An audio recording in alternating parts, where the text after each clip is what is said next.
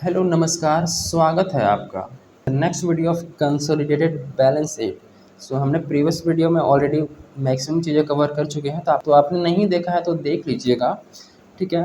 और make sure to like share subscribe दबा के ठोकिए एंड अपने भाई को सपोर्ट कीजिए, ठीक है। विदाउट वेस्टिंग टाइम अपना हालचाल कमेंट बॉक्स में बताइए। Let's start.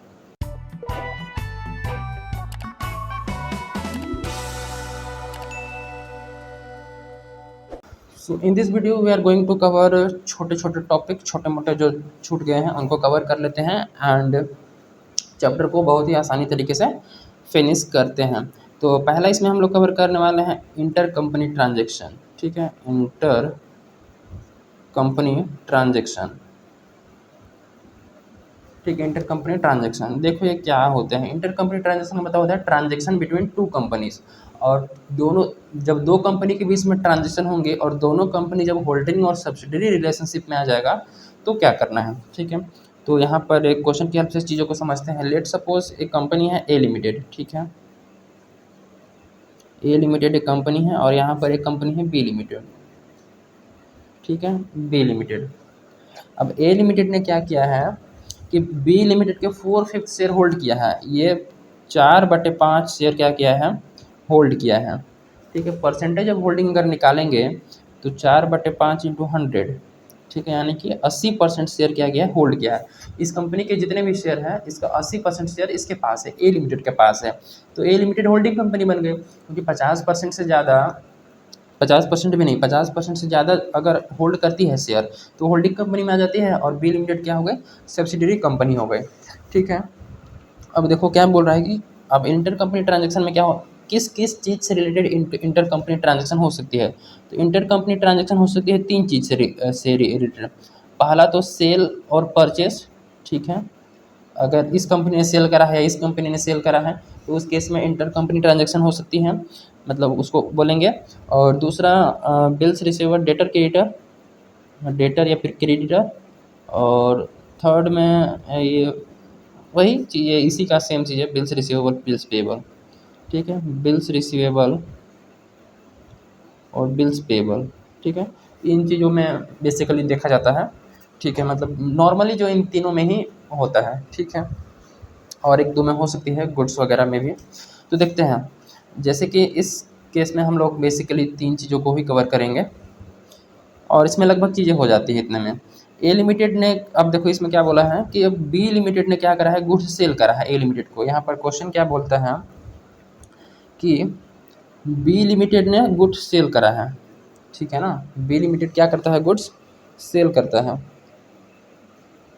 20,000 purchase from B limited, ये सेल किया है 20,000 का गुड्स, ठीक है। 20,000 का सेल किया है। अब जब बी लिमिटेड सेल किया है, कोई भी सामान बेचता है तो अब ऐसे तो बेचेगा नहीं।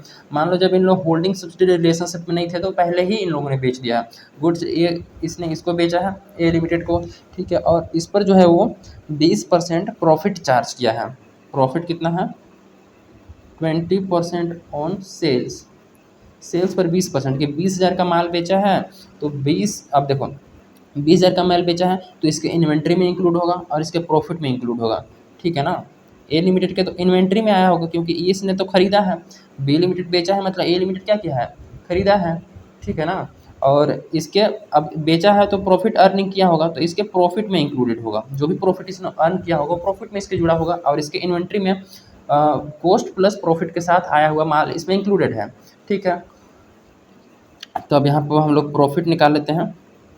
प्रॉफिट कितना है कि 20,000 का 20%, सेल्स पर बोला है और सेल क्या है 20,000 का, तो 20,000 का 20% निकालेंगे तो 4,000 का प्रॉफिट। तो ये 4,000 जो है वो प्रॉफिट इसके प्रॉफिट में इंक्लूडेड होगा, ठीक है। और इसमें क्या होगा, इन्वेंट्री में जो गुड्स आया होगा, जो इन्वेंट्री में गुड्स इसके पास आया होगा वो cost plus profit, cost plus profit के साथ आया होगा, ठीक है। जो गुड्स होगा उसमें कॉस्ट और प्रॉफिट दोनों जुड़ा होगा, ठीक है ना। अब क्या हुआ, इन दोनों का होल्डिंग सब्सिडी रिलेशनशिप में आ गया। ये होल्डिंग बन गया, सब्सिडी बन गया, ठीक है। अब दोनों क्या हो गए, एक ही कंपनी हो गए। कहने का मतलब अलग अलग तो ऑपरेट करेंगे लेकिन जब इन लोग का कंसोलिडेटेड बैलेंस शीट बनाया जाएगा तो दोनों को हम एक ही यूनिट मानेंगे, ठीक है, एक ही यूनिट मानेंगे, ठीक है। तो जब हम लोग कंसोलिडेटेड बैलेंस शीट में इस प्रॉफिट का क्या ट्रीटमेंट करेंगे वो पूछा है सवाल, कि what is the treatment of profit. ठीक है, तो प्रॉफिट का क्या ट्रीटमेंट करेंगे। अब देखो, जब कंसोलिडेटेड बैलेंस शीट बनाया जाएगा तो दोनों का बैलेंस शीट मर्ज किया जाएगा। ठीक है, दोनों का बैलेंस शीट, तो ए लिमिटेड को पता चलेगा उस समय कि अरे, जो बी लिमिटेड मेरे को सामान बेचा है, ठीक है, वो तो प्रॉफिट पे है, उसमें तो कितना प्रॉफिट, 4000 प्रॉफिट पे इंक्लूडेड है। ठीक है ना।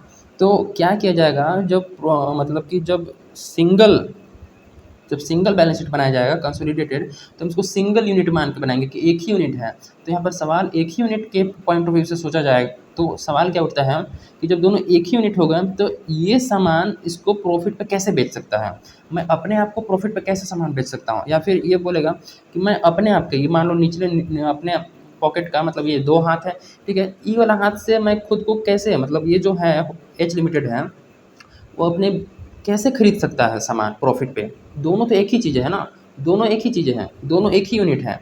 ठीक है, तो अपने ही यूनिट से कैसे मैं, मतलब अपने ही आप से मैं कैसे सामान खरीद लूँ प्रॉफिट पे। ठीक है, तो वो नहीं हो सकता है। तो हमें क्या करना पड़ेगा, जो इंटर कंपनी प्रॉफिट है, इसमें जो प्रॉफिट जुड़ा हुआ है, इस प्रॉफिट को हमें यहाँ से माइनस करना होता है। प्रॉफिट को क्या करना होता है, माइनस करना होता है।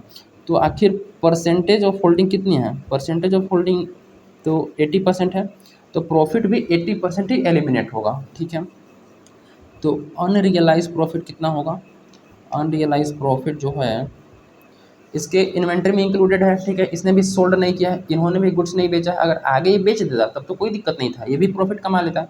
ठीक है, लेकिन ये तो बेचा ही नहीं आगे, इसके इन्वेंट्री में गुड्स पूरा पड़ा हुआ है। तो अनरियलाइज प्रॉफिट कितना होगा, 80%, यानी कि 4000 टोटल प्रॉफिट इंटू 80% निकालेंगे तो ये हो जाएगा 3200। ठीक है, 3200 का प्रॉफिट जो है, क्योंकि 20% का माइनॉरिटी का हो जाएगा तो उसको हमें नहीं लेना है। ठीक है, तो जो 80% प्रॉफिट 3200 है, तो 3200 प्रॉफिट को हमें इसके इन्वेंट्री से माइनस करना है और इसके प्रॉफिट से माइनस करना है।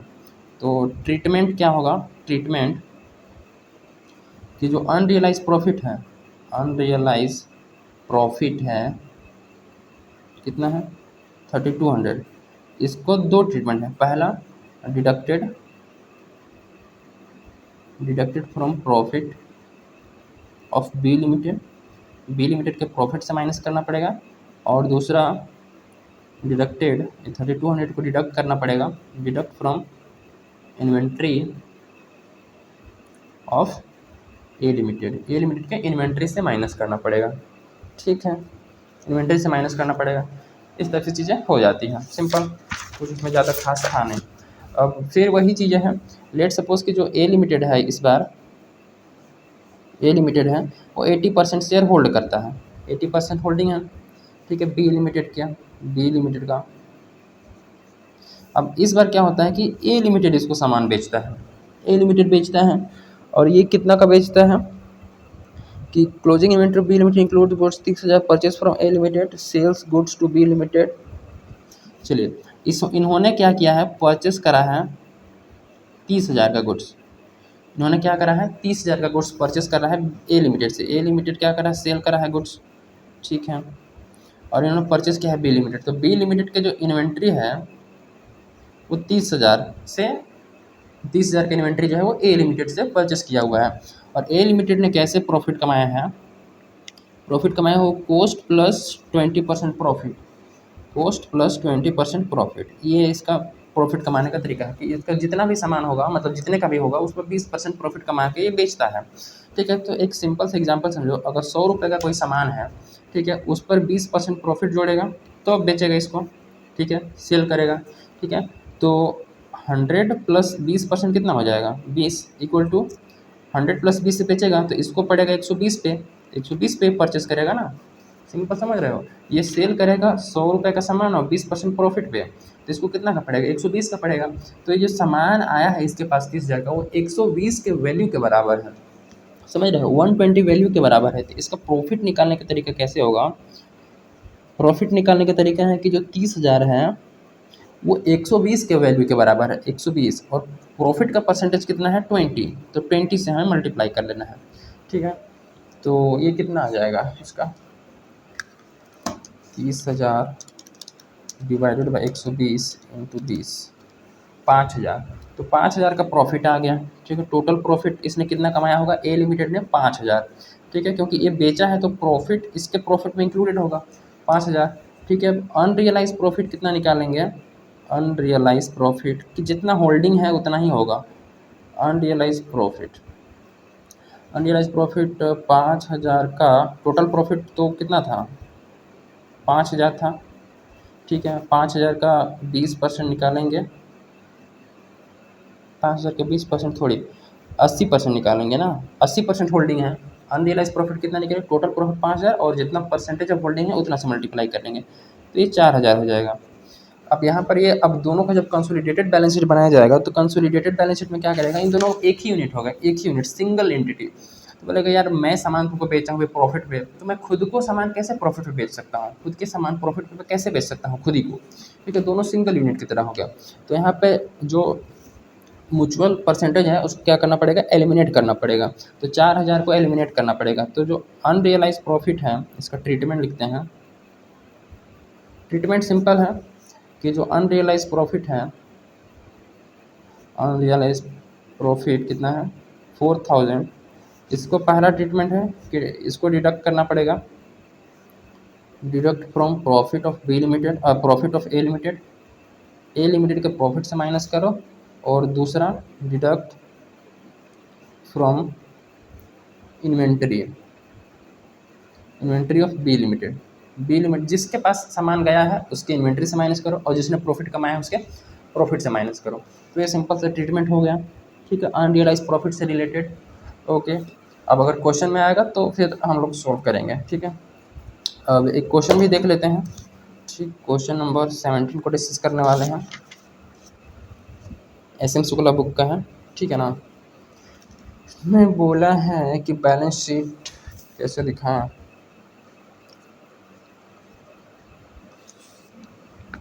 दिखेगा, ट्राई करते हैं, लगभग दिख रहा है। चलिए क्या बोला है देखते हैं कि from the following balance sheet information, मतलब from the balance sheet and information given below prepare consolidated balance sheet हमें बनाना है। जो बैलेंस शीट है वो 31 मार्च 2014 का दिया हुआ है। इसमें एच लिमिटेड और एस लिमिटेड दो कंपनी है। ठीक है ना, एच लिमिटेड और एस लिमिटेड। इसमें शेयर कैपिटल बोला है 1 रुपये, एक मतलब 1 रुपये वाले हैं तो इसका 10,000 शेयर है और इसके 2,000 शेयर है। अब 1 रुपये वाला है तो वही है, उतना ही शेयर है। ठीक है ना, 10,000 इंटू 1 10,000 और 2,000 इंटू 1 2,000। रिजर्व है 1,000 और 600। Statement of profit and loss बोला है 4,000 और 1,200। ठीक है, इधर से क्रेडिटर्स दिया है और बिल्स पेबल दिया हुआ है। ठीक है, आगे क्वेश्चन क्या बोलता है कि फिक्स एसेट जो है वो 8,000 और 1,200 है। उसके बाद 1,500 share in S limited at cost 1,500, 1,500 share 1,500 में खरीदा है। तो टोटल इसके पास शेयर थे कितने, तो टोटल इसके पास शेयर 2,000 थे, 2,000 में से 1,500 क्या किया है, खरीद लिया है। ठीक है, ओके। फिर करेंट एसेट में इन्वेंट्री है, ट्रेड रिसीवेबल डेटर है और बिल्स रिसीवेबल है। ठीक है, अब देखो नीचे कुछ इन्फॉर्मेशन बोला है। All the profits of S limited have been earned since the share were acquired by H limited. ठीक है, जितने मतलब सारे प्रॉफिट क्या किया है, एक्वायर मतलब सारे प्रॉफिट जो है वो जब शेयर एक्वायर किए हैं उसके बाद का है। ठीक है, all the profits of S limited have been earn, जितने भी प्रॉफिट है वो कमाए गए हैं since the share were acquired by H limited, जब एक्वायर किया गया उसके बाद का है। ठीक है, but already reserve 600 at that date, लेकिन जिस दिन एक्वायर हुआ है उस दिन पहले से रिजर्व था 600 का। ठीक है, the bills accepted by S limited are in the favour of H limited.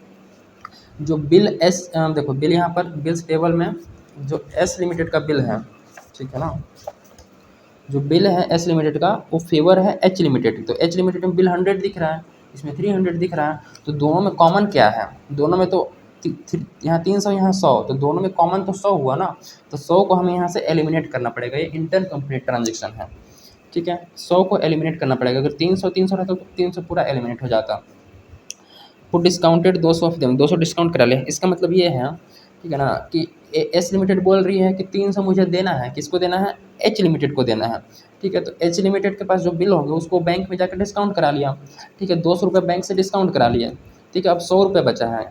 ठीक है, तो ड्यू डेट पर जो एस लिमिटेड है, मतलब जिस दिन मैच्योर होगा बिल उस दिन पर जो एस लिमिटेड है वो बैंक को जाकर 200 रुपये दे देगा, और 100 रुपये ये दोनों आपस में कैंसिल कर लेंगे, क्योंकि 100 रुपये इन दोनों में आप कॉमन बचा है, क्योंकि ये 200 रुपये ऑलरेडी निकाल चुका है, ठीक है, उस बिल से। तो 100 रुपये कॉमन बचा है, 100 को कैंसिल कर देंगे और 200 रुपये ये जाके बैंक को दे देगा उस दिन मैच्योरिटी डेट पर। Sundry asset of S limited are under valued by 200। जो एस लिमिटेड के सन्ड्री एसेट है वो क्या है, अंडर वैल्यू है। अंडर वैल्यूड का मतलब लेस वैल्यू हुआ है, कहने का मतलब ये जो दिख रहा है वो कम है, एक्चुअल में जो 200 है वैल्यू करा गया तो उस दिन ज़्यादा पाया गया, ठीक है ना। Sundry asset of S limited under valued by 200, तो सन्ड्री एसेट देखो यहाँ 1200, ठीक है। तो वो हमें क्या करना है, 200 रुपये हम बढ़ा देंगे, उस समय 200 रुपये वैल्यू बढ़ जाएगी एसेट की। The inventories of H limited includes 500 bought from S limited at a profit later 25% on cost. अब देखो यहाँ पर इंडियन कंपनी एक और ट्रांजेक्शन आ गई सेल परचेस से रिलेटेड कि H limited inventories of H limited ने परचेस किया है और एच लिमिटेड सेल करा है। तो इस क्वेश्चन को सोल्व करना शुरू करते हैं, ठीक है। लिखते हैं सॉल्यूशन। क्वेश्चन काफ़ी इजी है, ठीक है ना, बन जाएगा यूँ।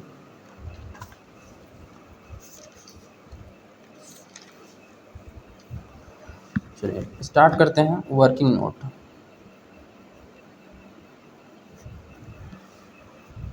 तो सबसे पहले तो परसेंटेज ऑफ होल्डिंग लिख लेते हैं, ठीक है। परसेंटेज ऑफ होल्डिंग कि 1500 शेयर तो होल्ड किया था, ठीक है, और टोटल शेयर थे 2000, इंटू 100 से करेंगे तो ये 75% आएगा। तो 75% अगर होल्ड किया है, ठीक है, जैसे कि मैं यहाँ पर कौन कौन सा एच लिमिटेड और एस लिमिटेड था ना, तो एच लिमिटेड ने और यहाँ पर एस लिमिटेड, तो एस लिमिटेड के जितने भी शेयर थे एच लिमिटेड के पास कितना है 75%। तो बाकी जो है इसके पास 100% शेयर है, 100% में से इसके पास 75% है, तो बाकी माइनॉरिटी वालों के पास होगा। तो दूसरा यहाँ पर निकल गया माइनॉरिटी इंटरेस्ट 75% और 100%, तो माइनॉरिटी इंटरेस्ट 25% आ गया, ठीक है, क्लियर है। अब यहाँ पर देखोगे तो डेट ऑफ एक्विजिशन नहीं बताया है, लेकिन हमें क्या करना है, एक्विजिशन के डेट पर ये बता रहा है कि रिजर्व जो है वो पहले से 600 था। जैसे ना मान के चलते हैं, एक सिंपल सा ऐसी डमी फिगर के हिसाब से बताता हूँ, ठीक है, कि मान लो किसी भी दिन एक्वायर हुआ है, ठीक है, मान लो इस दिन एक्वायर हुआ है, ठीक है, और इस ये हमारा डेट ऑफ एक्विजिशन है और ये डेट ऑफ कंसोलिडेशन, इस दिन हमें बैलेंस शीट बनाना है इस दिन। तो इस दिन शेयर कैपिटल थे, ठीक है, इसी दिन रिजर्व भी पड़ा था, लेकिन जो प्रॉफिट था वो इस दिन 0 था, ठीक है, प्रॉफिट जो था वो 0 था। एक्वायर करने के बाद एस लिमिटेड के प्रॉफिट सारे कमाए गए हैं, ठीक है, ये टोटल पोस्ट एक्विजिशन प्रॉफिट है। एक्वायर हो गया जिस दिन बिजनेस हम खरीदे, एस लिमिटेड को जिस दिन खरीदे हैं उस दिन के बाद सारा प्रॉफिट कमाया गया है, ठीक है ना। तो वो बटेगा, जो भी प्रॉफिट कमाया होगा वो बटेगा 75% और 25% में, ठीक है। और बाकी जो हमारा शेयर था और रिजर्व था वो हम कॉस्ट ऑफ कंट्रोल में काउंट करेंगे कि बैठे बैठे इसको कितना मिल गया, ठीक है, और इसके बदले उसने पेमेंट कितना करा। 75% अगर कंपनी बिक जाती है इस दिन, ठीक है, तो 75% नेटवर्थ का मिलेगा ना, 75% मिलेगा एच लिमिटेड को और 25% माइनॉरिटी वालों को मिलेगा। तो हमें निकालना पड़ेगा नेटवर्थ, ठीक है। तीसरा में निकालते हैं net worth of S limited on date of acquisition, कि जिस दिन एक्वायर हुआ है एक्विजिशन उस दिन कितना नेटवर्थ है एस लिमिटेड का, ठीक है। तो शेयर कैपिटल, क्वेश्चन में शेयर कैपिटल दिया हुआ था 2000 और रिजर्व भी है, तब क्वेश्चन में बोला है 600 रुपये, 600 रुपये, ठीक है। उसके बाद प्रॉफिट तो नहीं आएगा क्योंकि सारा प्रॉफिट पोस्ट में कमाया गया है। और एक है रीवैल्यूएशन या अंडर वैल्यूएशन, लिख लो इसको, अंडर वैल्यूएशन ऑफ असेट, कि असेट का अंडर वैल्यू करा गया है 200 रुपये से, तो 200 रुपये इसमें ऐड कर लेंगे, क्योंकि एक्चुअल में तो वैल्यू ज़्यादा है लेकिन बुक में हमें कम दिख रहा है वैल्यू, ठीक है ना। तो 200 रुपये का उस दिन भी फ़ायदा हुआ, ठीक है, जिस दिन एक्वायर करा गया उस दिन फ़ायदा हुआ 200 का, तो ये फ़ायदा होल्डिंग को भी मिलेगा और जो माइनॉरिटी है उनको भी मिलेगा, ठीक है। तो इनका नेटवर्थ 2800 हो गया नेटवर्थ, ठीक है। अब 2800 में देखो, इस 2800 में इस दिन कंपनी मान लो बिकती है, तो तो 75% तो होल्डिंग लेगी और 25% माइनॉरिटी वालों को दिया जाएगा। समझ रहे हो ना? 25% और 75% होल्डिंग लेगी और 25% माइनॉरिटी वालों लेगा। ठीक है, ये होल्डिंग के पास जाएगा। ठीक है, और इस 75% लेने के बदले कितना पेमेंट करा गया है उससे कंपेयर करके हम क्या निकालेंगे? Cost of control. तो चलिए यहाँ पर निकालते हैं कॉस्ट ऑफ कंट्रोल। तो चौथा में है cost of control. Cost of control, cost of investment, cost of investment जो है वो 1500 है। ठीक है, 1500 माइनस करेंगे net worth, net worth of S limited कितना है? 2800 का 75%। कि जिस दिन कंपनी एक्वायर करा है, जिस दिन, उस दिन 75% शेयर होल्डर मैं बन गया हूँ, यानी कि होल्डिंग कंपनी। तो कंपनी का जो भी चीज़ होगा उस दिन, तो 75% होल्डिंग का होगा। 75% किसका होगा? होल्डिंग का होगा। तो कंपनी का उस दिन वैल्यू कितना लगा? 2800 लगा। तो 2800 में से 75% तो होल्डिंग का होगा ना। तो इसका निकालेंगे, तो 2800 का 75% तो ये 2100 आता है। कितना? 2100, 2100। तो यहाँ पर क्या निकल के आ गया? 2100 का वैल्यू उसको मिला, 75% वैल्यू मिला, मतलब 2100 का मिला, और उसने 1500 का इन्वेस्टमेंट करा, इन्वेस्टमेंट कम करा, वैल्यू ज़्यादा मिला। ठीक है, तो यहाँ पर 600 क्या आ गया? Capital reserve. 600 क्या आ गया? कैपिटल रिजर्व, फ़ायदा हो गया। ठीक है, समझ रहे हो ना? और माइनॉरिटी वालों को कितना मिलेगा? माइनॉरिटी वालों को 2800 का 75% तो इसका हो गया, और बाकी 25% कौन लेगा? 25% माइनॉरिटी वालों को होगा। अब इस दिन के बाद, एक्वायर होने के बाद जितना कुछ भी कमाया जाएगा उसमें 75% होल्डिंग लेगा और 25% माइनॉरिटी लेगा। सिंपल सी बात है। तो प्रॉफिट सारा कमाया गया है, और प्रॉफिट जो दिख रहा है वो 1200 दिख रहा है। प्रॉफिट कितना दिख रहा है? 1200। यहाँ पर जो दिख रहा है वो 1200 प्रॉफिट कमाया गया। मतलब यहाँ जीरो था एक्वायर करने के लिए, तो टोटल प्रॉफिट पोस्ट एक्विजिशन है, मतलब 1200 में से भी बटेगा। इसमें भी प्रॉफिट में से बचेगा, होल्डिंग का जाएगा 75% और माइनॉरिटी का जाएगा 25%। ठीक है, तो उसका कैलकुलेशन करते हैं ज़रा हम लोग। नेक्स्ट 5वां नंबर में कंसोलिडेटेड प्रॉफिट का, कंसोलिडेटेड प्रॉफिट। तो प्रॉफिट लेते हैं एच लिमिटेड का। एच लिमिटेड का प्रॉफिट तो पूरा आएगा, एच लिमिटेड का प्रॉफिट पूरा आएगा 4000। ठीक है, और एस लिमिटेड का जो आएगा वो पोस्ट एक्विजिशन वाला आएगा, पोस्ट एक्विजिशन वाला आएगा। और क्वेश्चन में क्या बोल रहा है कि जो सारा प्रॉफिट है वो पोस्ट एक्विजिशन है, यानी कि 1200। लेकिन सारा पोस्ट एक्विजिशन है, लेकिन क्या सारा एच लिमिटेड लेगा? क्योंकि एच लिमिटेड सारा नहीं लेगा, क्योंकि 75% ही होल्ड करता है, तो 75% ही इसका होगा ना। माइनॉरिटी वाले भी तो बोलेंगे अरे यार इस दिन कंपनी आपने खरीदा, ठीक है, आपने 75% मालिक बन गए। ठीक है, इस दिन के बाद हम दोनों साथ साथ में मेहनत किए, 75% आप किए, 25% हम किए, तो जो भी प्रॉफिट कमाया गया कि आप सारा लेके चल जाओगे, सारा लेके, हमारा मेहनत का कुछ नहीं होगा का, ठीक है, हम मतलब भूखे मरेंगे। तो वो बोला ठीक है भैया, 75% हम मतलब हमारा कंट्रोल है, तो 75% हमको दे दो, 25% तुम रख लो। तो 75% क्या करेगा? 75% जो होगा वो होल्डिंग अपने प्रॉफिट में मिला लेगा, और 25% जो होगा वो माइनॉरिटी वालों में दे दिया जाएगा। ठीक है, तो 75% इसको हम यहाँ पर होल्डिंग के साथ दे रहे हैं। होल्डिंग का अपना खुद का इतना है, और सब्सिडरी कंपनी का यानी एस लिमिटेड का 75% मिला लेगा। ठीक है ना, तो 1200 का 75%, 1200 इंटू 75%, 900 रुपये। ठीक है, 900 रुपये यहाँ तक हो गया। इसमें कुछ अभी और चीज़ें करनी है। 900 रुपये अभी इतना छोड़ देते हैं, इतना मिला लेगा। उसके बाद माइनॉरिटी का कैलकुलेशन कर लेते हैं। ठीक है, माइनॉरिटी का कैलकुलेशन यहाँ पे करते हैं 6 नंबर में। माइनॉरिटी वालों को कितना मिलेगा? Minority interest. तो माइनॉरिटी इंटरेस्ट जिस दिन एक्वायर करा गया था, किस दिन एक्वायर करा गया था? इस दिन, डेट ऑफ एक्विजिशन पर एक्वायर करा गया था, उस दिन पर टोटल कंपनी का वैल्यू कितना था? 2800। 2800 में से 75% तो होल्डिंग ले लेगा, ठीक है, और बाकी जो 25% वो माइनॉरिटी वालों को लेगा। तो नेट वर्थ का 25%, नेट वर्थ इंटू 25%, तो नेट वर्थ 2800 इंटू 25% निकालेंगे, तो 2800 इंटू 25%, 700 रुपये। तो कैपिटल का पोर्शन का यानी कि टोटल अगर उस दिन बिक जाती है कंपनी तो 700 इनको ये मिलेगा। लेकिन एजम्पशन है कंपनी बिकती नहीं है, एजम्पशन हम एज्यूम लेकर चलते हैं कि कंपनी बिक जाती है तो कितना कितना मिलेगा। तो कंपनी बिक जाती है तो उसको 2100 मिला था और इसको 700 मिलेगा।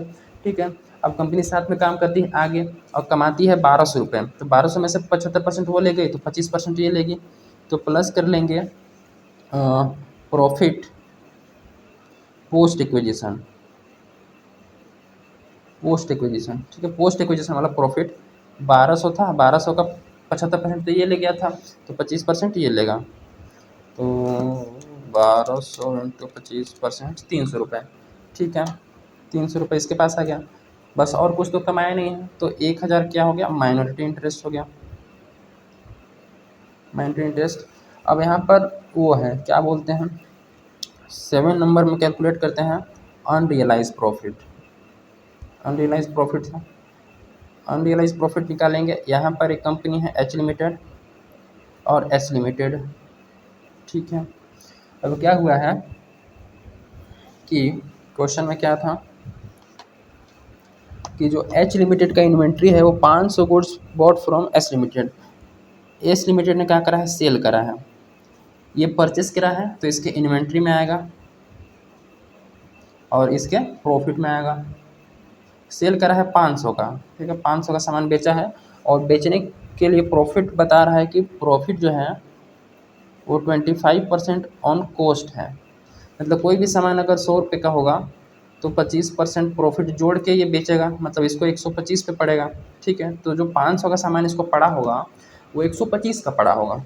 ठीक है ना, 125 का पड़ा होगा, तो प्रॉफिट निकाल लेते हैं।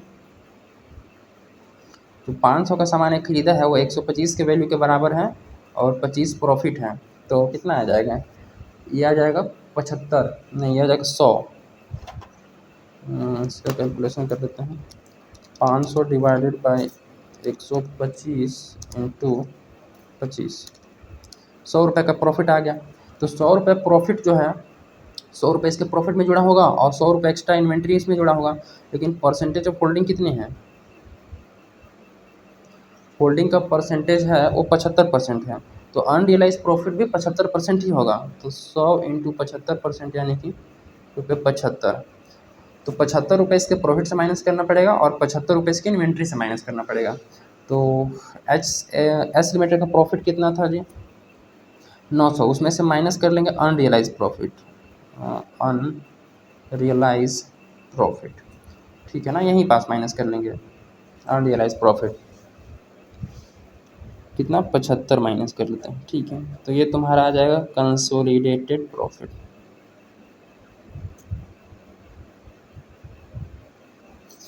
कि टोटल प्रॉफिट जो है,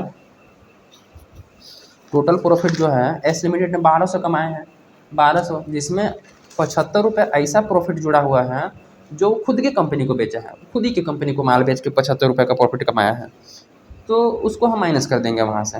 ठीक है ना, माइनस कर देंगे वहाँ से। तो 4000 प्लस 900 माइनस करना है 75, तो ये 48 25, ठीक है, 48 25।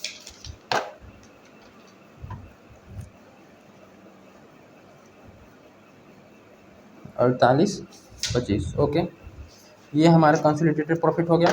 अब ये हमारा माइनॉरिटी इंटरेस्ट आ गया और अनरियलाइज प्रॉफिट। ये 75 रुपये की एक और ट्रीटमेंट है, जब कंसोलिडेट करेंगे तो इन्वेंट्री से माइनस करना पड़ेगा। ठीक है, इन्वेंट्री से माइनस करना पड़ेगा। तो इसका हम कंसोलिडेटेड बैलेंस शीट दिखा देते हैं आप लोग को, बहुत आसान है। ये देखो कंसोलिडेटेड बैलेंस शीट कैसे बनेगा, सबसे पहले वही लिख लेंगे, equity and liabilities, share holder fund के अंदर शेयर कैपिटल 10,000, ये केवल किसका है, एच लिमिटेड का है। ठीक है, बाकी रिजर्व केवल एच लिमिटेड का आएगा क्योंकि एस लिमिटेड के जो रिजर्व था वो पहले से था, इस एक्वायर करने के बाद उसमें कोई इंक्रीमेंट नहीं हुआ है, तो कोई इंक्रीमेंट नहीं हुआ है तो वो नहीं आएगा। ठीक है, तो ये केवल, और सरप्लस हमने निकाला हुआ है यहाँ पर, देखो सरप्लस हमने कंसोलिडेटेड सरप्लस 48-25 निकाला हुआ है, जिसमें एच लिमिटेड का और एस लिमिटेड का और ये अनरियलाइज वाला माइनस करिए हैं। ठीक है, तो 48-25 आ गया ये प्रॉफिट। कैपिटल रिजर्व आया था क्वेश्चन में, क्वेश्चन में क्या था, कैपिटल रिजर्व आया था, कैपिटल रिजर्व हमने यहाँ निकाला था। ठीक है ना, तो मैं दिखाऊँ ज़रा, देखो कॉस्ट ऑफ कंट्रोल में हम निकाला था कैपिटल रिजर्व, 1500 का इन्वेस्टमेंट था, 2100 के वैल्यू के बराबर हमको कंपनी का प्रॉफिट, मतलब कंपनी के वैल्यू 2100 के बराबर हमको मिला था। तो वो हम यहाँ से एक्स्ट्रा मिला था और कम पेमेंट किया था, तो 600 का कैपिटल रिजर्व, तो कैपिटल रिजर्व आ गया 600 का। माइनॉरिटी इंटरेस्ट क्वेश्चन में निकाला है हमने 1000, ठीक है, माइनॉरिटी इंटरेस्ट लिख दिए। उसके बाद नॉन करेंट लायबिलिटी तो है नहीं, करेंट लायबिलिटी में ट्रेड पेबल में क्रेडिटर में क्या कर लेंगे, दोनों को क्रेडिटर को जोड़ देंगे, तो एच लिमिटेड का और एस लिमिटेड का दोनों को जोड़ के दिखा दिया। और बिल्स पेबल में था 100 रुपये था, म्यूचुअल बचा हुआ था, तो 100 रुपये माइनस कर लेंगे, 300 माइनस 100 रुपये माइनस कर लेंगे। ये कैसे कैसे आया वो देखते हैं जरा, देखो यहाँ पे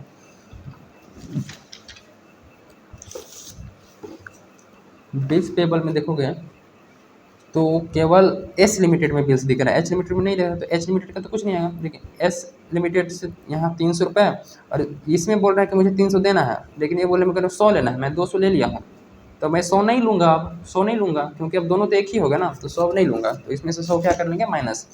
और जो 200 बचा है कहाँ गया, जो 200 बचा है वो बैंक को जाके पे करेगा एस लिमिटेड, क्योंकि डिस्काउंट करा लिया है एच लिमिटेड ने बिल्स को, तो ड्यू डेट पर एस लिमिटेड जाकर बैंक को देगा पैसा। तो ये हो गया। अब नॉन करेंट में फिक्स एसेट, तो फिक्स एसेट में क्या था, एच लिमिटेड का, एस लिमिटेड का, और 200 रुपये जो एप्रिसिएशन वाला था उसको जोड़ लेंगे, ठीक है, तो ये 9400 आ गया। फिर करंट एसेट में क्या कर लेंगे, करंट एसेट में जब इन्वेंट्री आएगा तो एच लिमिटेड के इन्वेंट्री से 75 माइनस करना था, तो H limited inventory minus 75 unrealised वाला, और एस लिमिटेड वाला जो है इन्वेंट्री उसको जोड़ लेंगे, ठीक है, तो ये आ गया। और बिल्स रिसीवेबल में क्या कर लेंगे, डेटर में दोनों को जोड़ लेंगे, और बिल्स रिसीवेबल में कुछ नहीं आएगा, क्योंकि बिल्स रिसीवेबल में केवल 100 रुपये था और 100 रुपये वो कॉमन हट गया है, ठीक है, तो वो नहीं आएगा। तो ये हम टोटल कर लेंगे और इस टाइप से क्वेश्चन हमारा इजीली सॉल्व हो जाता है, ठीक है। क्वेश्चन नंबर 17 बन गया, very easy. Now question number 18 को देख लेते हैं, लास्ट है, ठीक है, तो इसको देख लेते हैं। इसमें बस थोड़ा सा मुझे ये बताना है, बस इसमें ज़्यादा कुछ है नहीं क्वेश्चन में, ये क्वेश्चन ऑलरेडी सॉल्व कर लोगे, बहुत ईजी टाइप से सॉल्व हो जाएगा, ठीक है। कि जब हम कॉस्ट ऑफ कंट्रोल निकालेंगे तो उसमें गुडविल आएगा, कैपिटल रिजर्व आएगा, दो में से कोई आएगा, ठीक, कॉस्ट ऑफ कंट्रोल में। अगर क्वेश्चन में पहले से गुडविल दिया है तो गुडविल आएगा, तो गुडविल ऐड हो जाएगा, ठीक है। क्वेश्चन में पहले से गुडविल यानी कि जो बैलेंस शीट में जो गुडविल दिया रहेगा, ठीक है ना। अगर और हम जब कॉस्ट ऑफ कंट्रोल में गुडविल निकालेंगे और या capital reserve cost of control में कोई एक ही चीज़ आएगा, अगर गुडविल आता है और बैलेंस शीट में गुडविल दिया है तो गुडविल ऐड हो जाएगा। लेकिन जब कॉस्ट ऑफ कंट्रोल में कैपिटल रिजर्व आता है और बैलेंस शीट में गुडविल है, तो उन दोनों को राइट ऑफ करना पड़ता है, यानी सेट ऑफ करना पड़ता है कि कैपिटल रिजर्व और गुडविल आपस में माइनस होगा, फिर जिसका अमाउंट ज़्यादा होगा वो शो करेगा। अगर कैपिटल रिजर्व ज़्यादा होता है तो कैपिटल रिजर्व में दिखेगा, और अगर गुडविल ज़्यादा होगा तो गुडविल वाले में दिखेगा, ठीक है। तो इसको सॉल्व कर लेते हैं थोड़ा सा, और क्या हो जाएगा इजी, आसान तरीके से सॉल्व। क्वेश्चन में कुछ खास है नहीं, ठीक है ना। इसको देख लो जरा सा, का इधर दिया है कि balance sheet of X limited Y limited दिया है, शेयर कैपिटल है 10,02,50, रिजर्व है 1/4/2013 को 1,50,60, और पूरे साल भर का दिया हुआ है 13-14 के लिए 15,000, 50,000 और 20,000, ठीक है। फिर सरप्लस है 60-40, और साल भर का प्रॉफिट जो है वो दिया है 1,50,000 और 70,000, ओके।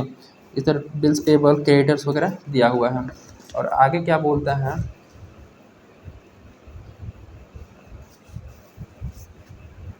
आगे बोलता है एसेट साइड में कि फिक्स एसेट है, इंटेंजिबल में गुडविल पहले से दिया है 1,00,000 और 50,000, इन्वेस्टमेंट है 240 का, ठीक है। इन्वेंट्री है, ट्रेड रिसीवेबल है, और कैश एंड कैश इक्विवेलेंट। आगे क्वेश्चन बोलता है कि एक्स लिमिटेड परचेस करा है 15,000 शेयर इन वाई लिमिटेड, ठीक है। एक्स लिमिटेड क्या करा है, 15,000 शेयर को परचेस करा है किसमें, वाई लिमिटेड में, ठीक है। कब, 30 सितंबर 2013 को 1,90,000 के लिए। तो 1,90,000 इन्वेस्टमेंट से माइनस कर देंगे, ठीक है, बाकी जो इन्वेस्टमेंट बचेगा उसको एज इट इज़ यहाँ पर रहने देंगे कि 1,90,000 का इन्वेस्टमेंट तो वाई लिमिटेड में करा है, और जो बाकी एक्स्ट्रा है वो कहीं और इन्वेस्टमेंट करा हुआ है।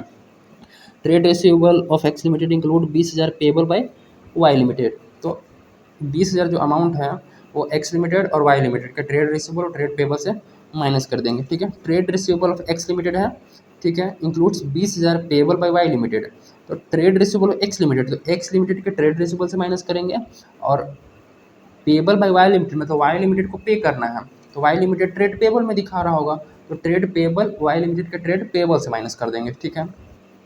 इन्वेंट्री वही गुड्स जो है, इन्वेंट्री ऑफ वाई लिमिटेड ने परचेस करा है, मतलब एक्स लिमिटेड ने बेचा होगा, तो एक्स लिमिटेड बेचा होगा मतलब एक्स लिमिटेड के प्रॉफिट में जुड़ा होगा, और वाई लिमिटेड ने खरीदा है मतलब वाई लिमिटेड के इन्वेंट्री में, तो इन्वेंट्री से माइनस करेंगे और एक्स लिमिटेड के कहाँ से, प्रॉफिट से माइनस करेंगे। ठीक है, जो अनरियलाइज प्रॉफिट होगा वो। ठीक है, बाकी अनरियलाइज प्रॉफिट निकालेंगे 10,000 पे 125 करके, क्योंकि कॉस्ट प्लस 25% प्रॉफिट बोला है ना। ठीक है, तो इसको सॉल्व करा देता हूँ, वेरी सिंपल। चलिए क्वेश्चन नंबर 18 में, पहला 18 में परसेंटेज ऑफ होल्डिंग निकालेंगे सबसे पहले, कि 15,000 शेयर खरीदा है। परसेंटेज ऑफ होल्डिंग की बात करें तो 15,000 और टोटल नंबर ऑफ शेयर थे 25,000। ठीक है, इंटू 100 कर लेंगे तो 60%। तो दूसरा में आ जाता है माइनॉरिटी इंटरेस्ट। अब 60% शेयर होल्डिंग के पास है, तो बाकी शेयर माइनॉरिटी वालों के पास होगा, तो कितना, 40%। सिंपल सी बात है। अब यहाँ पर मैं थोड़ा सा चित्र बनाता हूँ। ठीक है, यह है 1 अप्रैल 2013, यह है 31 मार्च 2014। ठीक है, 2014 है, मान लेना 2014 लो लिख दिया। और यहाँ है 30 सितंबर, 30 सितंबर। तो अगर अप्रैल से 30 सितंबर तक 6 मंथ होते हैं। ठीक है, और इधर 6 मंथ। ठीक, इस दिन हुआ है डेट ऑफ एक्विजिशन, और हमें डेट ऑफ कंसोलिडेशन ये है। इस दिन हमें बैलेंस शीट बनाना है, और इस दिन कंपनी को एक्वायर करा गया है। तो जब एच लिमिटेड, ठीक है, या एक्स लिमिटेड वाई लिमिटेड है ना, तो जब एक्स लिमिटेड, अरे यार मैं कैसे लिखूँ, यहाँ लिखता हूँ। एक्स लिमिटेड जब इस दिन क्या करेगी, वाई लिमिटेड को परचेज करेगी। ये जो 30 सितंबर दिख रहा है, इस दिन एक्स लिमिटेड क्या करती है, वाई लिमिटेड को परचेज करती है। ठीक है, तो कुछ पे करा होगा, 1,90,000 बताया है, तो 1,90,000 इस दिन मैं पे करता हूँ वाई लिमिटेड के शेयर होल्डर को, मतलब मालिक को, और कंपनी बोलती है कि अब मेरी कंपनी हो गई है। ठीक है, उसमें से कितना परसेंट, 60% मेरी हुई, तो इस कंपनी का मुझे चेक करना पड़ेगा ना, वाई लिमिटेड को तो चेक करना पड़ेगा कि इस दिन इसकी वैल्यू कितनी है। और वैल्यू अगर कंपनी बंद हो जाती है इस दिन, तो 60% मेरे को मिलेगा, कंपनी का जो भी होगा वो 60% मेरे को मिलेगा। और क्या मैंने 60% जो वैल्यू है वो कम है या ज़्यादा है, वो चेक करना पड़ेगा। तो कैसे करेंगे, यहाँ पर हमें क्या निकालना पड़ेगा, नेटवर्थ निकालना पड़ेगा। ठीक है, नेटवर्थ निकालना पड़ेगा। तो चलिए कैसे निकालते हैं वो देखते हैं। देखो, यहाँ जो 1/4 का इन्फॉर्मेशन दिया है, हम केवल एस लिमिटेड का ट्रीटमेंट करते हैं ना, एच लिमिटेड को तो पूरा पूरा आ जाता है। तो एस लिमिटेड का शेयर दिया हुआ है, शेयर कैपिटल यहाँ पर दिया हुआ है कितना,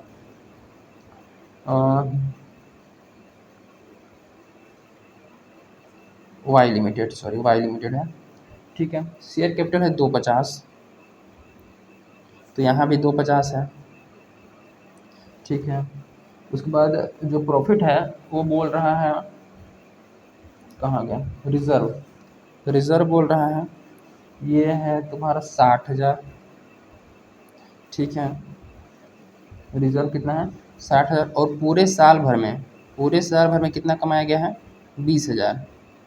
ठीक है, पूरे साल भर में, ये पूरे साल भर, ये पोस्ट है। 1 तारीख से लेकर पूरे 12 महीने तक, 12 मंथ में कितना कमाया गया है, 12 मंथ में पूरा कमाया गया है 20,000। उसके बाद प्रॉफिट जो है, प्रॉफिट है इसके पास है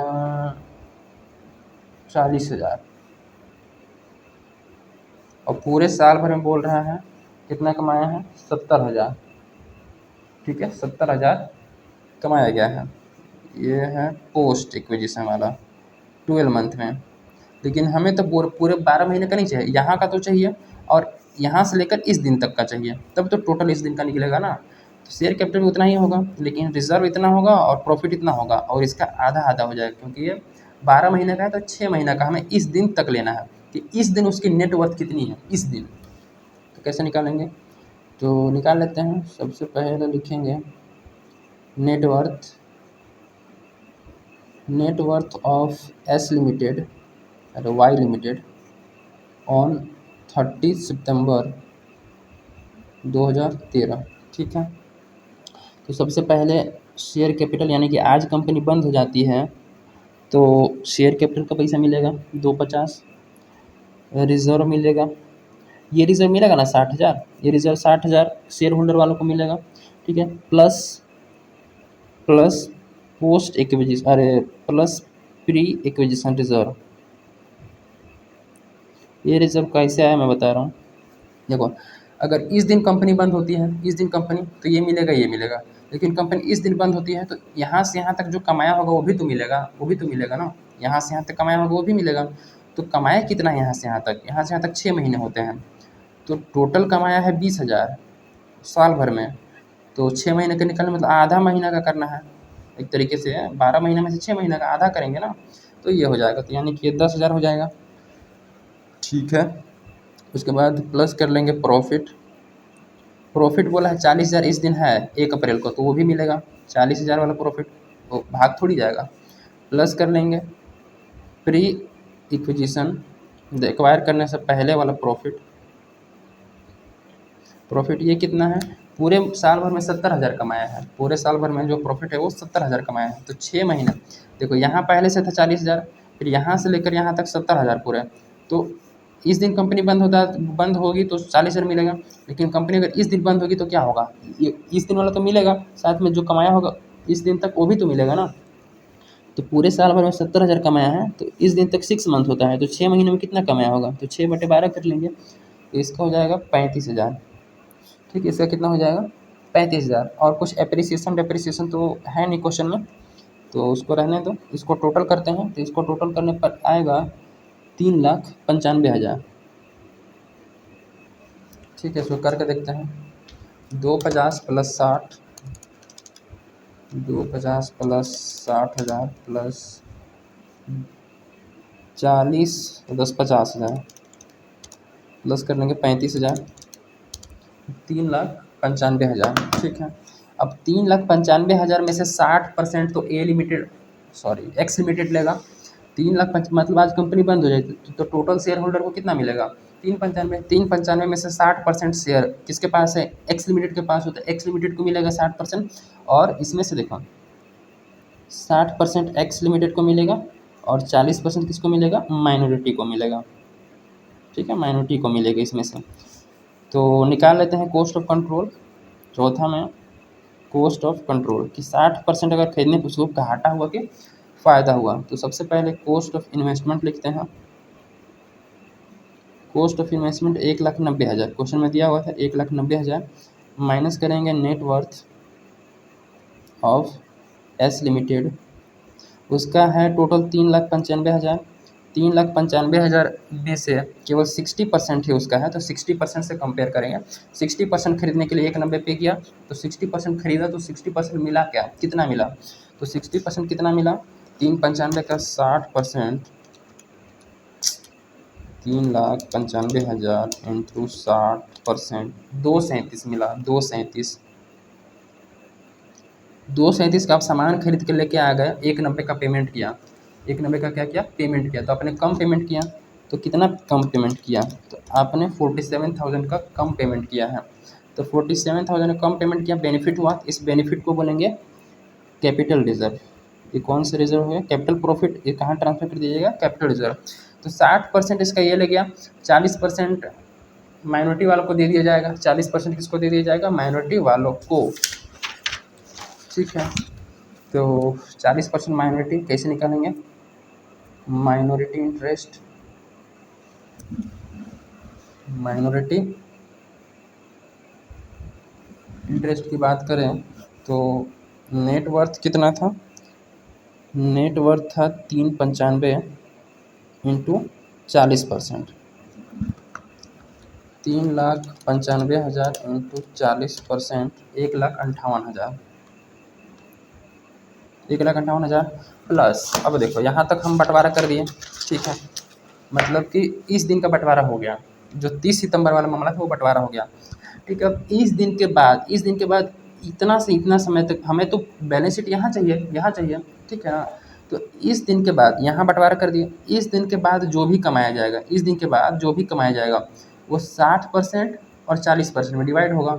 ठीक है, तो इस दिन के बाद देखो, इस दिन के बाद जो भी कमाया जाएगा यानी 6 महीने में जो भी कमाया जाएगा, ये जो 60, ये जो प्रॉफिट था रिजर्व वाला 20,000 पूरे साल भर में था, तो इस 6 महीने में निकालेंगे। और 70,000 था प्रॉफिट था वो पूरे साल भर का, तो इस 6 महीने का निकालेंगे। ठीक है, और जो जो भी आएगा उसका 60% और 40% में डिवाइड करेंगे। ठीक है, तो चलिए करते हैं। सबसे पहले कंसोलिडेटेड रिजर्व यहाँ पे लिखते हैं, कंसोलिडेटेड रिजर्व। सबसे पहले रिजर्व लिख लो, तो एक्स लिमिटेड का तो पूरा आएगा, एक्स लिमिटेड का तो पूरा आएगा, तो एक्स लिमिटेड का जो रिज़र्व है वो है कितना, वो है 1,4,13 को है 1,50, ठीक है। उसके बाद 2013-14 का है 50,000, वो अपना तो पूरा लेगा, पूरा रखेगा। उसके बाद वाई लिमिटेड का जो आएगा वो पोस्ट एक्विजिशन वाला आएगा, क्योंकि बाकी चीज़ें तो हम कॉस्ट ऑफ कंट्रोल में ले चुके हैं। तो पूरे साल भर में 20,000 रिजर्व कमाया गया था, और एक्वायर करने के बाद 6 महीने ही ना पोस्ट एक्विजिशन पीरियड था। देखो यहाँ पर जो एक्वायर करने के बाद 6 महीना था वो पोस्ट एक्विजिशन पीरियड था, तो किस महीना का हमें निकालना पड़ेगा, ये तो पूरे साल भर का है 20,000, तो उस 6 महीने का निकालने के लिए 6/12 करेंगे, ठीक है, 6/12 कि भैया अगर 20,000 पूरे साल भर का है, पूरे साल भर में 12 महीने होते तो 12 से डिवाइड कर लेंगे, 6 महीने का निकालना तो 6 से मल्टीप्लाई कर लेंगे, तो ये 10,000 आ जाएगा, ठीक है, 10,000 आ जाएगा। अच्छा 10,000 ये पूरा नहीं आएगा यहाँ पर, ये आएगा कितना, 10,000 पूरे 6 महीना में, और 6 महीना का कितना, वो केवल 60% ही अपने में मिलाएगा ना। एक्स लिमिटेड जो है अपने प्रॉफिट के साथ वाई लिमिटेड वाला तो 60% ही मिलाएगा, क्योंकि 60% ही होल्ड किया है ना, तो 60% यानी कि 6,000 आ जाएगा ये, ठीक है, 6,000। तो इसको जोड़ेंगे तो ये 2,06,000 हो जाएगा, 2,06,000, ठीक है। और देखेंगे, अब देखो रिजर्व का जो 10,000 पोस्ट एक्विजिशन में कमाया गया था, इसका 60% ले लेगा, तो 40% माइनॉरिटी वालों को देना पड़ेगा, प्लस कर लेंगे post acquisition reserve, post acquisition reserve, तो पोस्ट एक्विजिशन रिजर्व कितना आएगा, तो 20,000 पूरे साल भर का था, इंटू 6/12 इंटू 40%, ये लेगा, 60% ये लिया था तो 40% ये लेगा, तो 4,000 ये हो जाएगा। उसके बाद सातों में प्रॉफिट, कंसोलिडेटेड प्रॉफिट, प्रॉफिट में भी कुछ हुआ है, कंसोलिडेटेड प्रॉफिट, तो इसको देखेंगे, प्रॉफिट लिखेंगे एक्स लिमिटेड का, तो एक्स लिमिटेड का 1,4,13 को कितना था, तो 1,4,13 का था इसका 60,000, ठीक है, और 13-14 का कितना है 1,50,000, ओके। अब यहाँ पे हमें क्या करना है, माइनस करना है अनरियलाइज प्रॉफिट,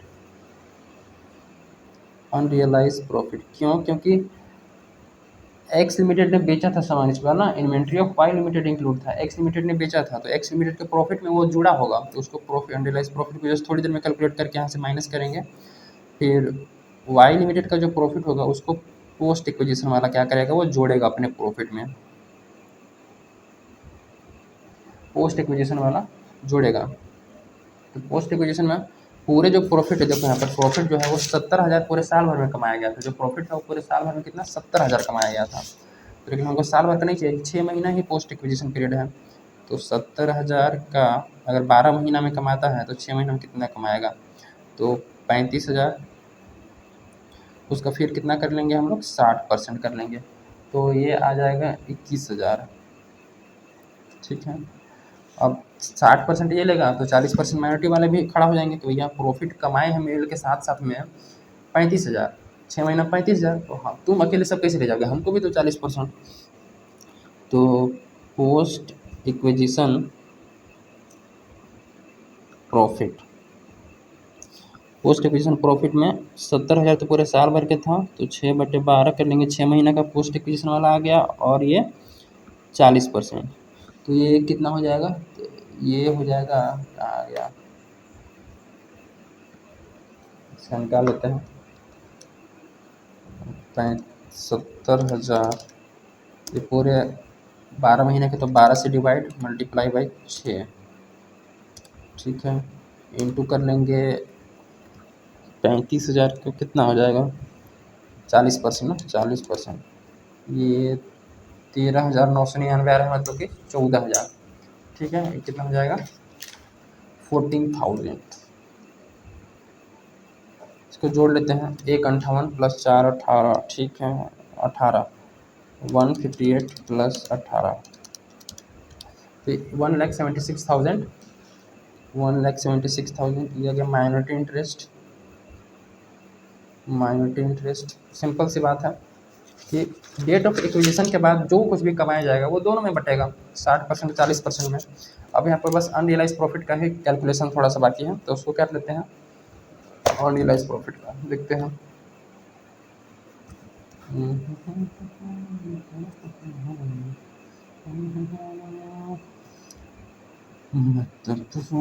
मेरे यहाँ चलिए अनरियलाइज प्रॉफिट देखते हैं। तो अनरियलाइज प्रॉफिट में एक्स लिमिटेड डायग्राम बना के अगर करोगे तो ज़्यादा समझ में आएगा। वाई लिमिटेड, क्वेश्चन क्या बोलता है कि इन्वेंट्री ऑफ वाई लिमिटेड की इन्वेंट्री मतलब इन्होंने तक खरीदा होगा, मतलब एक्स लिमिटेड क्या करा है, सेल करा है, मतलब इसके प्रॉफिट में सामान जुड़ा होगा, प्रॉफिट में प्रॉफिट जुड़ा होगा। ठीक है, ठीक है। तो कितना का, 10,000 का सामान बेचा है, 10,000 का सामान बेचा है, और जो प्रॉफिट है वो क्या है, कोस्ट प्लस 25% प्रॉफिट है। मतलब अगर 100 रुपये का सामान है उसमें 25% जोड़ के तो इसको कितना का मिलेगा, 125 का मिलेगा। ठीक है ना, 125 का मिलेगा। तो प्रॉफिट निकाल लेते हैं, 10,000 ये सामान खरीदा है 10,000 का, तो इसको 125 के वैल्यू के बराबर पड़ा होगा, 25 उसमें से प्रॉफिट है।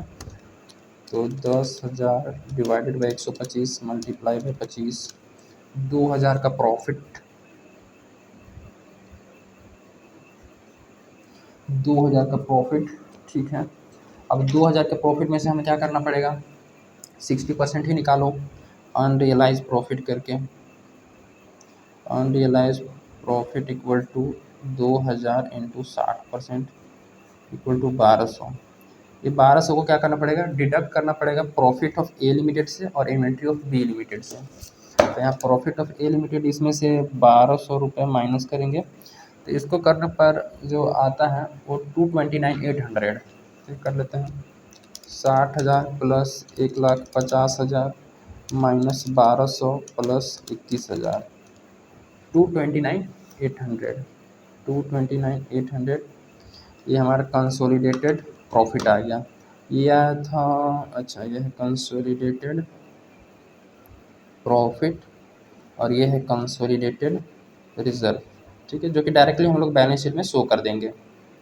बस अब कुछ नहीं करना है, अब हमें डायरेक्टली बैलेंस शीट प्रिपेयर करना है। ओके, बैलेंस शीट प्रिपेयर करना है।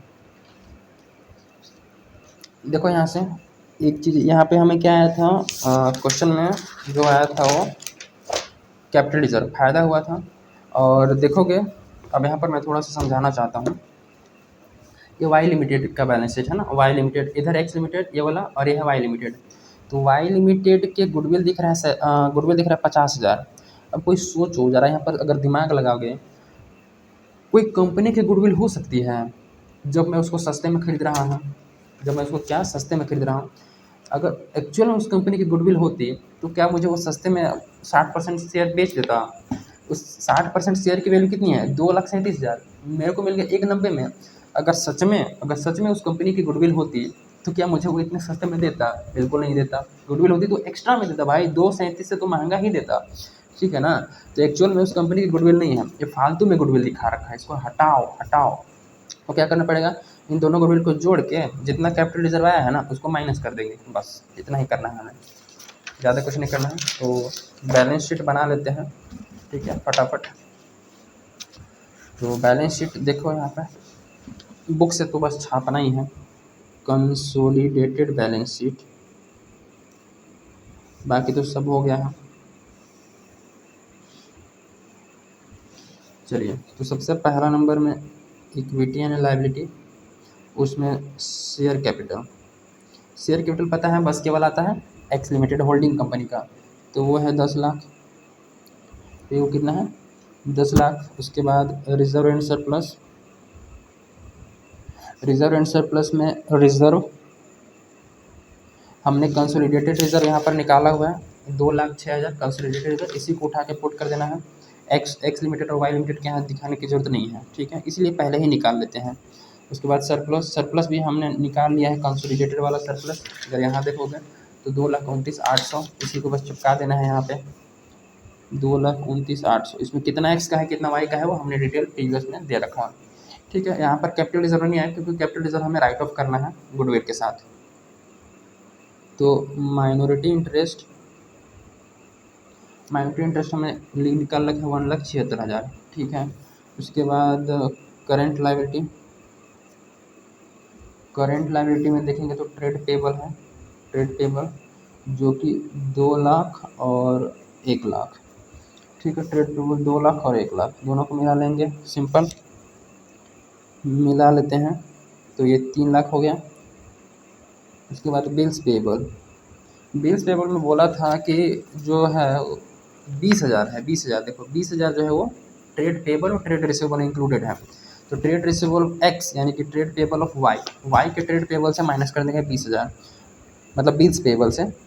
तो बिल्स पेबल है 50,000 तो एक्स का, और वाई के बिल्स पेबल से माइनस कर देना है 20,000। तो वाई का बिल्स पेबल है 30,000। तो ये बोल रहा है 30,000 वाई लिमिटेड, ये वाई लिमिटेड है ना, तो वाई लिमिटेड बोल रहा है कि मुझे किसको देना है, एक्स लिमिटेड को देना है 20,000। तो भाई अब दोनों एक ही हो गए तो मैं क्यों दूंगा 20,000, ना ही तुम लोगे ना ही हम देंगे, ठीक है। तो 20,000 यहाँ से माइनस कर लेंगे, ठीक है। तो इसको करने पर कितना आ जाएगा, इसको नहीं करने पर 60,000, ठीक है। इस टाइप से ये टोटल हो जाएगा। और हम सेकेंड एसेट साइड में चलते हैं। तो एसेट साइड में सबसे पहले फिक्स एसेट में दोनों को चिपका देंगे, 7,00,000 प्लस 3,00,000 ये हो गया 10,00,000। उसके बाद इंटेंजिबल एसेट में इंटेंजिबल एसेट में क्या है, गुडविल है 1,00,000 प्लस 50,000 माइनस कर लेंगे 47,000, कैपिटल रिजर्व वाला यहाँ पर राइट ऑफ हो रहा है, ठीक है। ये जो क्या 47,000 क्या है, कैपिटल रिजर्व है, ठीक है। इसको राइट ऑफ कर देंगे तो ये 1,03,000 आएगा, ठीक है। अगर यहाँ पर कैपिटल रिजर्व और ज़्यादा आता तो माइनस करने के बाद जो भी फिगर ज़्यादा आएगा, कैपिटल रिजर्व अगर बच जाएगा तो कैपिटल रिजर्व यहाँ लिखना पड़ेगा, ठीक है। सरप्लस के बाद अगर गुडविल बच जाता है, यहाँ पर गुडविल का अमाउंट ज़्यादा है तो हम यहाँ पर गुडविल को ही गुडविल साइड में लिखेंगे, ठीक है। ये हो गया। उसके बाद इन्वेस्टमेंट बैलेंस शीट में दिया रखा था 2,40,000 का, इसमें 1,90,000 ही वाई लिमिटेड में इन्वेस्ट करा है, तो बाकी और कहीं इन्वेस्ट करा होगा तो बाकी कितना बचता है 50,000, तो वो हमें दिखाना पड़ेगा, सिंपल। बाकी करंट एसेट में इन्वेंट्रीज कितना है, 2,00,000 प्लस 1,00,000, यहाँ पर माइनस कर देंगे वही अनरियलाइज प्रॉफिट वाला, इसको नहीं भूलना है। अनरियलाइज जो प्रॉफिट हमने यहाँ पर निकाला हुआ था इन्वेंट्री ऑफ वाई लिमिटेड से माइनस करना है 1,200 जो अनरियलाइज प्रॉफिट आया था, ठीक है ना। तो 1,200 यहाँ पर माइनस कर देंगे, ये एक्स लिमिटेड की इन्वेंट्री, ये वाई लिमिटेड की इन्वेंट्री से 1,200 माइनस करेंगे। तो माइनस करने के बाद 298,800 ये हो जाएगा। उसके बाद ट्रेड रिसीवेबल आएगा। ट्रेड रिसीवेबल में बात करें तो 3,40,000। अब यहाँ से देखो, यहाँ ट्रेड पेबल से वाई लिमिटेड का माइनस किए थे तो ट्रेड रिसीवेबल यहाँ इसका 20,000 माइनस हो जाएगा, ना ये देगा ना ये लेगा, सिंपल।